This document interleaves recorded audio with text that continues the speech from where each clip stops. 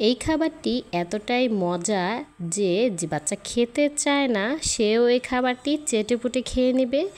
আসসালামু আলাইকুম দর্শক, লিটল আরমেদের পুষ্টিকর রেসিপি পর্বে আজকে নিয়ে এসেছি খুবই মজাদার এবং পুষ্টিকর বাচ্চাদের রেসিপি। এই খাবারটি 6 মাস বয়সের বাচ্চা থেকে শুরু করে 4 বছর বয়সী পর্যন্ত বাচ্চারা খুবই মজা করে খেয়ে নেবে।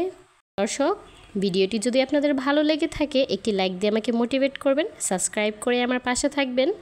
তো চলুন দর্শক, মূল পর্বে চলে যাই।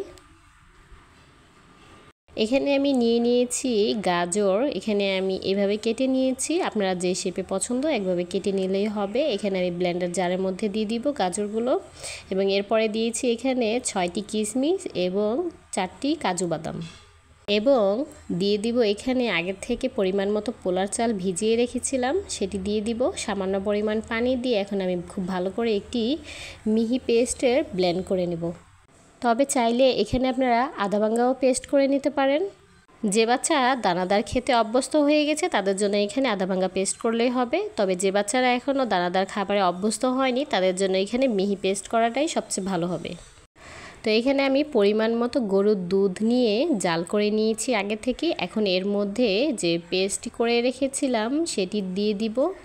এখন ভালোভাবে নেড়েচেড়ে রান্না করে নেব। এ পর্যায়ে আমি দিয়ে দিব 1 চামচ লাল চিনি। তবে এখানে আপনারা চাইলে গুড় অথবা মিশ্রিও অ্যাড করতে পারেন।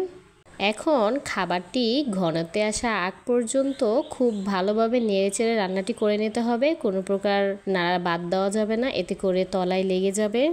রান্নাটি বাচ্চা যে ঘনত্বে খাবার খেতে পছন্দ করে সেই ঘনত্বে খাবারটি নামিয়ে নেবেন। আমি এই ঘনত্বে রেখে খাবারটি নামিয়ে নিয়েছি, কেননা ঠান্ডা হয়ে গেলে আরও কিছুটা ঘনত্ব তৈরি করে নেবে। দর্শক, এখানে আমি গরুর দুধ দিয়ে রান্নাটি করেছি, তবে আপনারা চাইলে বিশুদ্ধ খাবার পানি দিয়েও রান্নাটি করে নিতে পারেন। তবে যদি বাচ্চার বয়স 1 বছরের উপরে হয় তাহলে সেক্ষেত্রে গরুর দুধ দিয়েও রান্নাটি করে নিতে পারেন। এই খাবারটি বাচ্চার ওজন বাড়াতে খুবই সাহায্য করবে, সেই সঙ্গে তার ব্রেন ডেভেলপমেন্টেও সাহায্য করবে। এছাড়াও বাচ্চার স্মৃতিশক্তি এবং শারীরিক গঠন তৈরিতেও সহায়তা করবে। বাচ্চাকে এই খাবারটি সকালে অথবা রাত্রে প্রধান খাবার হিসেবে দিতে পারেন, অথবা বিকেলের নাস্তা হিসেবেও এই খাবারটি বাচ্চাকে দিতে পারেন। এই খাবারটি খুবই মজাদার হওয়ায় বাচ্চা পেট ভরে খাবারটি খেয়ে নেবে।